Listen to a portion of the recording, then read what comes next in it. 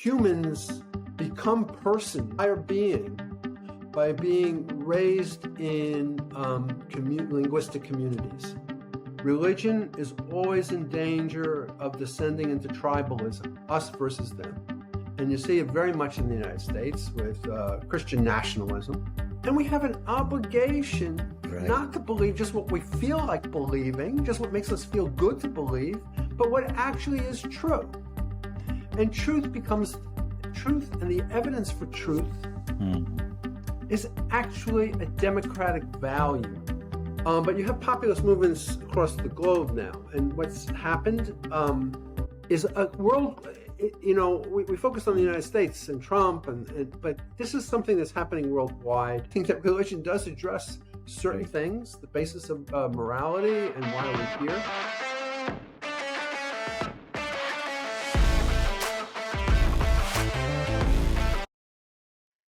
Hello and welcome to the SCI-AI podcast.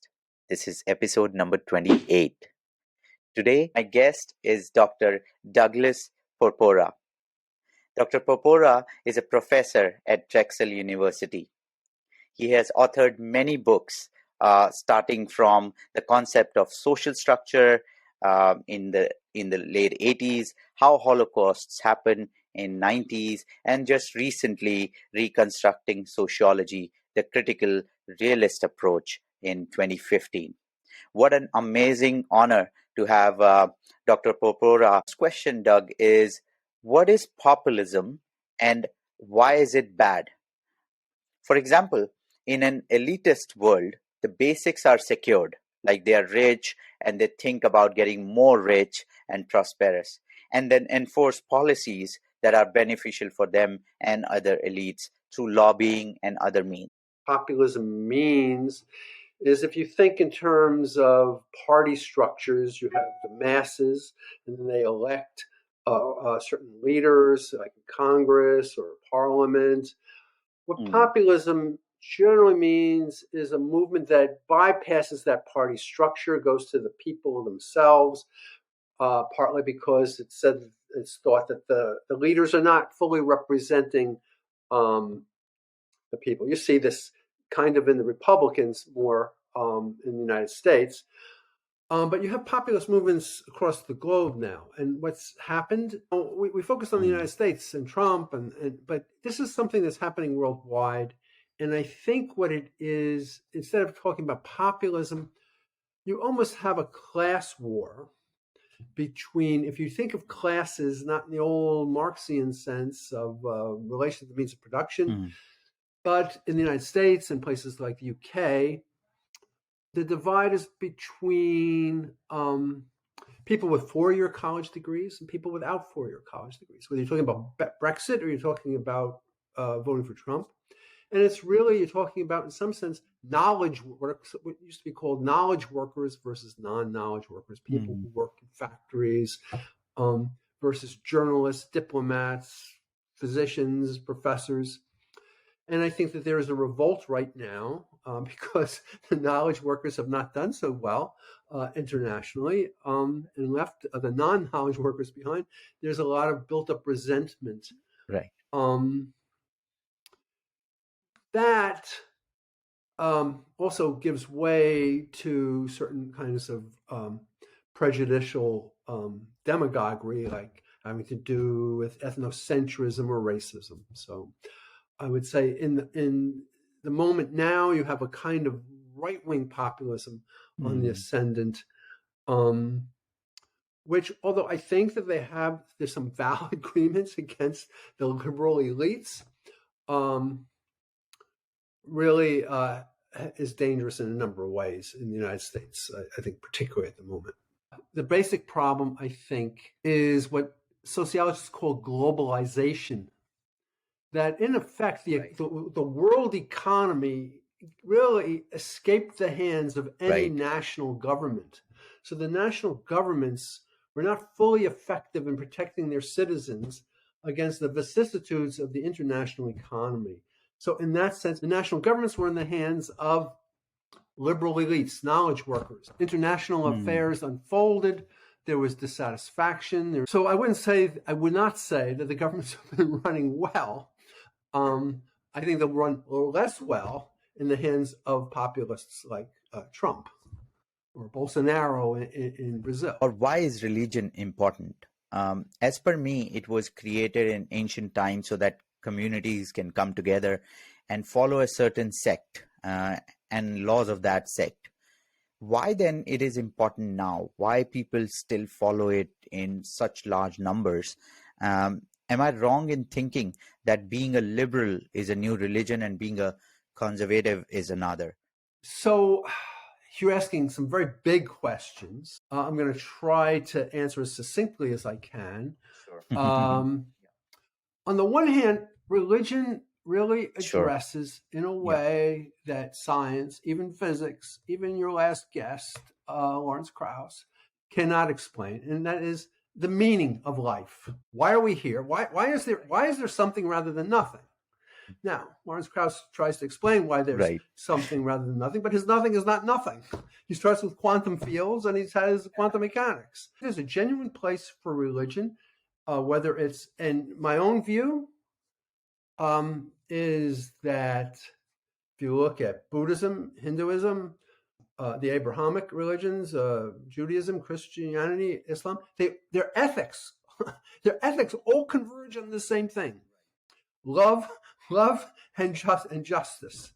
Which tells me there's something about love and justice that's important. That they all come at it from different ways.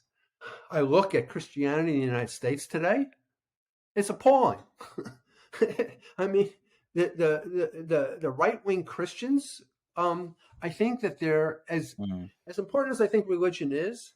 Religion is always in danger of descending into tribalism, us versus them, and you see it very much in the United States with Christian nationalism.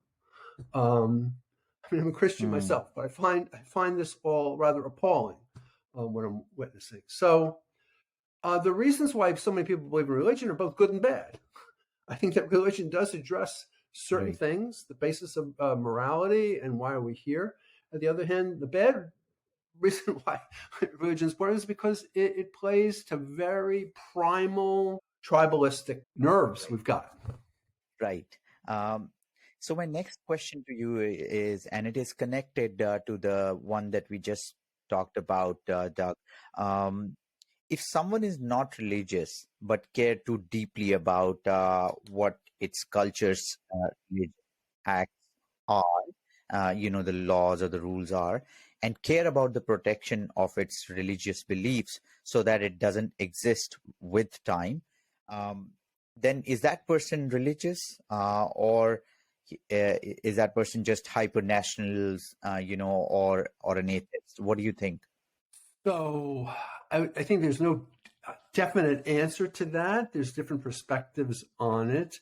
I definitely think that nationalism takes on kind of religious dimensions. And I think, again, in the United States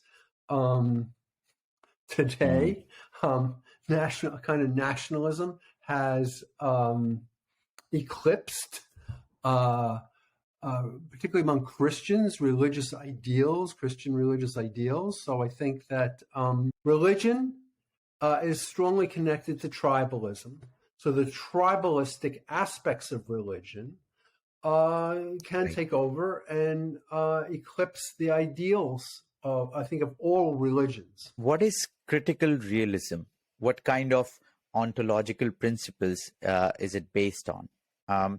Does reality exist independent of human existence? If I ask my students, let's talk about justice, let's talk about truth, it's all, their answer always is it's all subjective. Everything is all subjective. What they mean is, I have my opinion, you have your opinion, and I won't bother you about your opinion if you don't bother me about my opinion. Well, this is a kind of a subjectivism. I say to them, you can't talk about anything if you think that these words have no meaning. So what critical realism says is, look, there is as you were saying, Vivek, there is a world or reality independent of what we think, and we have an obligation not to believe just what we feel like believing, just what makes us feel good to believe, but what actually is true. And truth becomes truth, and the evidence for truth is actually a democratic value, because what is democracy? Democracy should be deliberation, where we deliberate, we talk with each other, and we correct our views, our own views, when we say, oh, I didn't think about that, what you're saying, and I have to correct my views some, and maybe you have to correct yours views some, and we arrive at something. But if I just insist on believing what makes me feel good to believe, then there's no conversation. Then it's like, this is what I believe, this is what you believe, and we clash. So critical realism is a philosophy of science in the academy, because you have these kinds of debates in the academy too. At first it was the left. Before right now, you sometimes hear the phrase, we live in a post-truth era, because, Trump and Putin each can deny what you just heard them say. But before you had kind of a right-wing approach to post-truth, you had a left-wing in the academy. And critical realism is opposed to both of those views and would say there's a lot more to it than that. But in the time I have, critical realism stands for a reality independent of what we happen to think, and ways of arriving at it through argument and discussion. We could always be wrong. And because we're always wrong, and we always could be wrong, we always have to be open to new arguments and new people adding their insights. So that's one big chunk of critical realism. Good. That's a great explanation. So then, because I do a lot of AI related, artificial intelligence related podcasts as well, and we do discuss about reality and whether and neuroscience as well, and the fact that the actual reality exists even when our brain doesn't exist. So it is the brain that is comprehending everything for me, around me. So does it mean that critical realism sort of supports that idea, the fact that being in the moment, being alive, and being able to understand the fact that even if you are not there, everything else will be there? Is that what, in simpler terms, critical realism, realism I didn't know would be? That even if you're not there, the tree falls in the wilderness, and you're not there, the tree still falls. Is that what you're asking me? Yeah, for me, that reality might cease to exist because my brain would cease to exist. For me, that reality might die, but the real world, yes, exactly. Might still That's exactly be there. what the critical realist would say. Old saying that if a tree falls in the wilderness and there's nobody there to see it, the critical realist will say it still falls. It may not make a sound, because the sound depends on hearing devices, but it makes Right. sound waves. It makes vibrations in the air. A very sort of weird kind of question that I have in my mind right now, so please bear with me. Let us imagine that, after giving the birth to a child, a mother passes away, and somehow the child can survive through the years, and there is nothing around that child, no world, no animals, nothing. What kind of language, behavior, or a psyche will that individual possess when it grows up? Does it mean that whatever we are today, and the consciousness, the self-awareness we have about ourselves is because of our surroundings and our upbringing and the language that we possess? Yeah, that's a great question, Vivek. A lot of ink has been spilled on this question. A human child would not survive very long without human parents to take care of it. The position that I and a lot of people come to is, and we have an obligation not to believe just what we feel like believing, just what makes us feel good to believe, but what actually is true. And truth becomes truth, and the evidence for truth is actually a democratic value. What makes human beings separate from most other animals, there may be some animals that are borderline, but what makes us different from most other animals, higher animals are conscious. I have cats. I have 2 cats. They're not here right now, but they're definitely conscious. They have feelings. But human beings are not just conscious, we're self-conscious. And that self-consciousness is heavily dependent upon having a language and being able to talk to ourselves and separate ourselves from ourselves by talking to ourselves. That makes us, in a way that other animals, well, it makes us much more than other animals, moral agents. And in fact, morality is something, if you think about it, the extensive morality we have is something that we can only elaborate linguistically through language. So sometimes what we would say is humans become persons, a higher being, by being raised in linguistic communities and learning to talk and interact. And I'll say one more thing, is that we think of language, you can't think of language as just a way to communicate thoughts that we could have had independent of language. Some thoughts we couldn't even have without language. Think about the rules of a football game. You can't formulate those rules. You can't have a football game. You can't have a presidency. You can't have a bureaucracy without language. So language is not just a way, again, of communicating thoughts we could have independent of language. It actually makes our lives much richer than beings that don't have language. Right. Great answer. So, because you touched on morality, can we talk about it a little bit more? So, is morality a concept of sociology? Is it something that we have invented, or do you think that because you also talked about the fact that it is connected to linguistics, does animals, who do not have any way to speak to each other or to communicate so efficiently like us, do they have moralities? So is it an invented concept, or is it something that comes with self-awareness? So again, those are really good questions. There are two questions there. One question is morality an invented concept? And the second is, do you need language for morality? So I would certainly say that morality comes into play with consciousness at some level. There's some work on animal morality, and certainly animals we know can exhibit behaviors that we would consider moral, like loyalty and bravery, and solidarity and empathy. So I would say there's incipient moral sense, even among higher animals, particularly among social animals like dogs, but even my cats exhibit some of these qualities. Humans are social animals, so morality is crucial to our evolution. So in that sense, I wouldn't say morality is something that we socially create. I think it probably predates Homo sapiens from our ancestors that evolved into us, who were also social beings.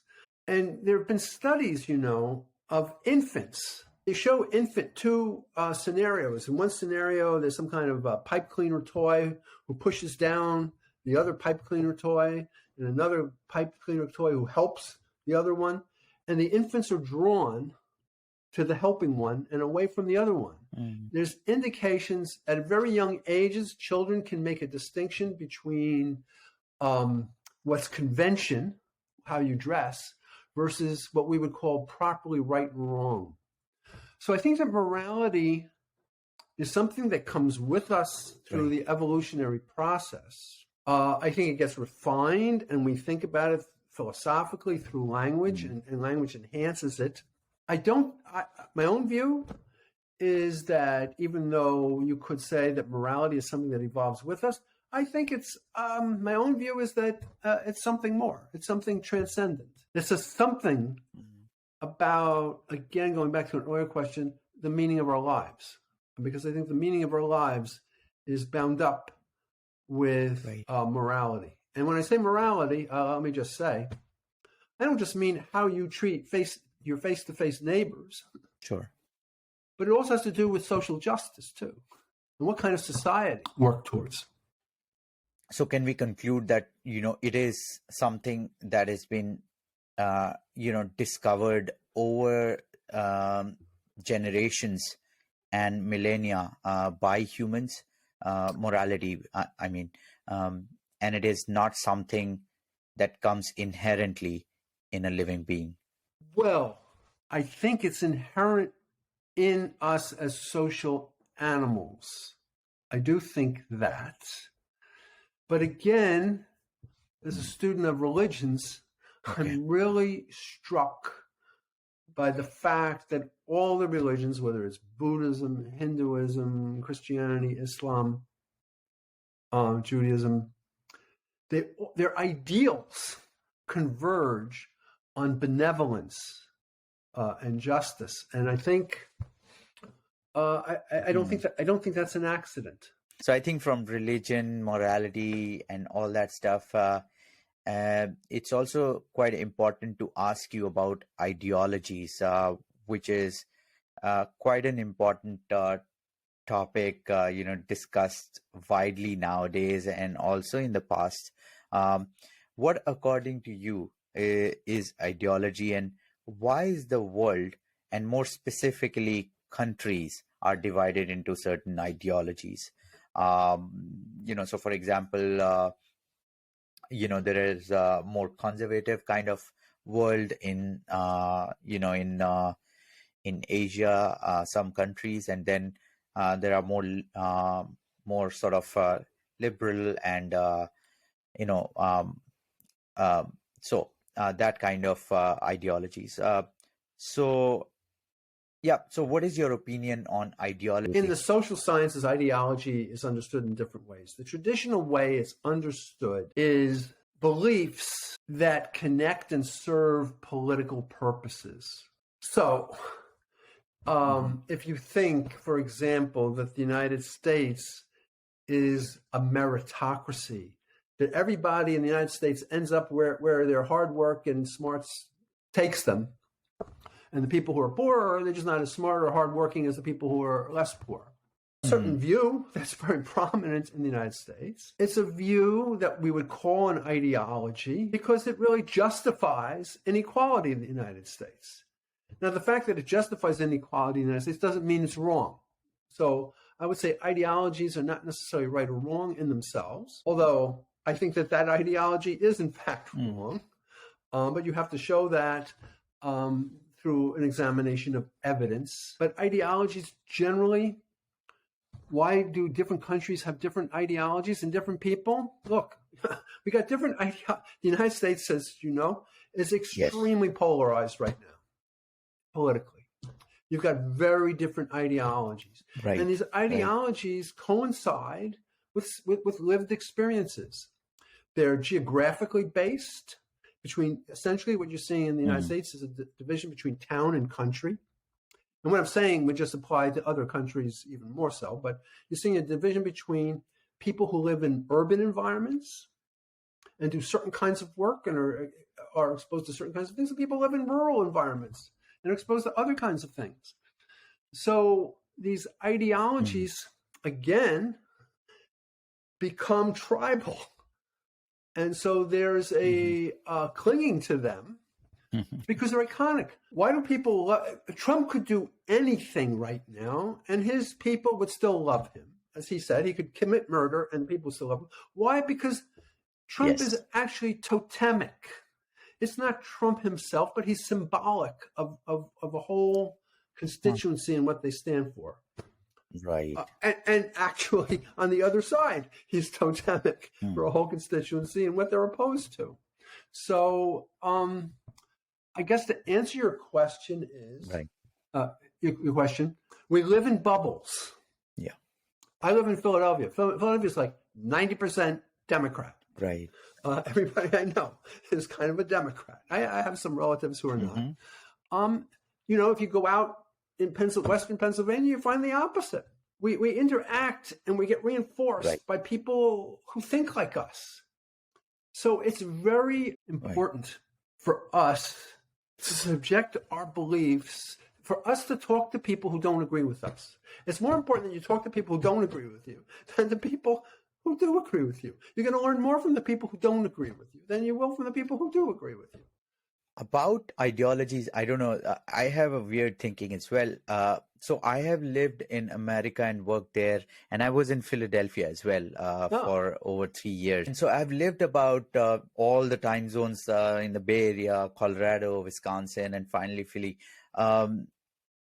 Somehow my ideology when I was living in America was more centered to the left liberal ideology, not so much acute though, but very, very sort of agnostic kind of ideology towards left.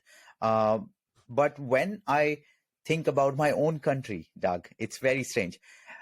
My ideology tends to go towards the right wing because I believe that they are doing better work, for the country, and that's what I thought the same when I was in U.S.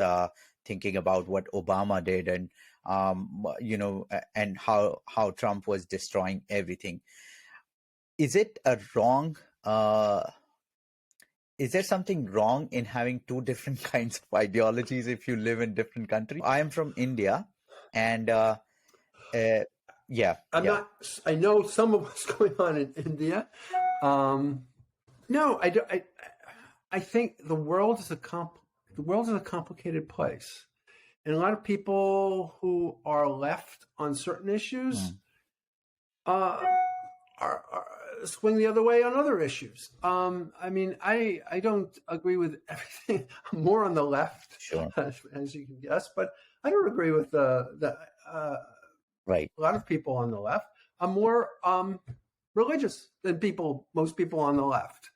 I have a very broad view of religion, but yeah, I think, look, the world is complicated, so I can understand how you might swing one way when it comes to India. And in fact, I think I have friends from India who say something similar to you. So it doesn't surprise me that much.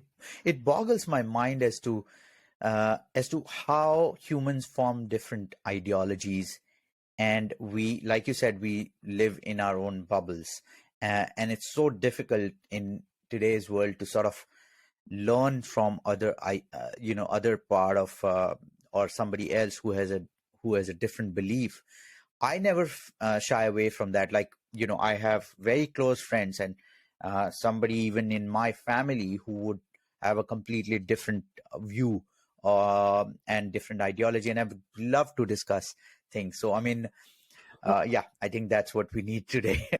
I'll say something and my students will say, "Are you sure?" I'll say, "Well, I'm not sure of anything." I mean, Sure. I believe what I believe. If I didn't think they were right, I wouldn't believe it. But I know that some percentage of my beliefs are wrong. I used to say when I was younger, half my beliefs are wrong. Now I sometimes say, kiddingly, I think I'm down to a third or a quarter of my beliefs are wrong. I just don't know which ones. Okay, so last and final questions. Something that you've already shared, answering the question on morality and others. What is meaning of life? From a sociological perspective, why are we here? Is this how life is? We get born, eat, die one day. If there is more to it, then why? And if there is nothing more than this, then how can one satisfy this intellectual need to understand why am I here? What is the purpose of me living here? Just eat, die, and Vivek, I think that's a really good question. It's one that I have. It's not a question. I've done research on this question, sociological research on this question, and you'll find that a lot of people don't ask this question. They're not concerned with why Sure. we're here, and that's not a level. Even my Right. colleagues, some of them will say, "Well, we're just here. Well, what do you?" I think it's a certain. I think it's a sign of a kind of a religious bent if you're asking that question. People who have no use for religion don't seem to have any. They don't care generally about that level of question. Sociology, and most Right. sociologists are not religious. They don't give you an answer to that question. They're not going to tell you what the meaning of life is. Most sociologists are going to be kind of left-leaning, and they'll say, well, there should be community, and they'll say things like that, but they're not going to answer at the level you're answering. I think to get an answer at what you're talking about, the social sciences are not going to answer that for you. You're talking about religion or philosophy, right. and it could be atheistic philosophy too. I mean, it could be existentialism. It gives us an answer. There is no meaning. Fine. Right. So I think True. it's a different level Right. of question that then is going to get answered. As I say, the social sciences aren't going to give it to you, and nor is physics going to tell you what the meaning of life is. When will AI machines will become sentient? How will it be possible that machines can have emotions like us? I'm in debate with one of my colleagues on this question. She more than I, but both of us think that in principle, persons should not be equated with human beings. That if you watch science fiction, if there are Klingons and Vulcans somewhere out there, well, they're obviously persons too. It's not just human beings that would be persons. Sure. And similarly, we think it's possible that mechanical beings, inorganic beings, might attain personhood. The difference between my colleague and me, and this might be interesting to your followers, the difference between sapience and sentience. Sapience refers to knowledge or what we might think of as intelligent activity. Years ago, I never thought that a computer would be the world's chess champion. And then once it became the world's chess champion, I said, well, there's still Go. You're not going to get a computer to win at the Chinese game of Go, or the Asian game, I guess. The Japanese are into it too. Well, they are that too. But sentience is feeling. My argument is, well, my colleague's argument is, if you attain enough sapience, if you can do enough intelligent things, you attain personhood. My argument is, no, if it's all done without any feeling, if there's no emotion attached to anything that happens, then I don't think I would call that being a person. Graphically, it would be a choice between putting such a being and my cat were both in a burning building. If there was no emotion associated with the robot, I would save the cat. If that robot were sentient as well as sapient, then I would say, well, then I'm dealing with something comparable to a human person and would give deference to the robot. I've become a little bit more skeptical about whether a completely inorganic being can become sentient, because I think that sentience is linked to irritability from the single cells down. So that if you're building a robot, probably the answer would be, it has to be, some component of it has to be either organic or a substitute for the organic. Right. I had really great fun learning all these concepts from you, and I'm pretty sure people who are listening to this podcast will enjoy it. For inviting me, and I really enjoyed talking with you, and you had great questions, and I'll be following this now. Absolutely. Thank you, Doug. Really appreciate it. It is an honor and privilege to have you here. And whenever in the future you have some time, we can discuss more topics around AI. Now that I know that you love to debate on AI. Thank you. Bye. Thank you for listening to this podcast. Please support this podcast by liking, commenting, sharing it with your friends, and also subscribing to this channel. Thank you, and we'll see you next time.